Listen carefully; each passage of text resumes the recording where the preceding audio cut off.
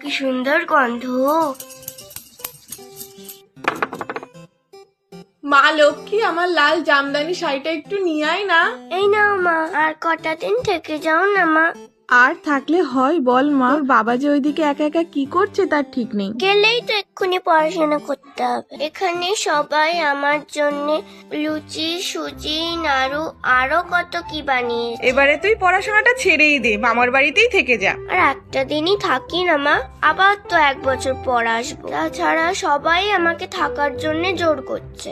থাক, তুই তাহলে থাক, তোর আর যেতে হবে না। আর হ্যাঁ, দুষ্টুমি করবি না, মারামারি করবি না, নাড়ু নিয়ে কাড়াকাড়ি করবি না। আমি যখন আবার কালী রূপে আসবো তখন না হয় যাস, সেই সময় তো আবার বাজির শব্দ, তুবি, পটকা, সাপ, ব্যাং, নামের কি ছিরি। অত রাগ করছো কেন মা?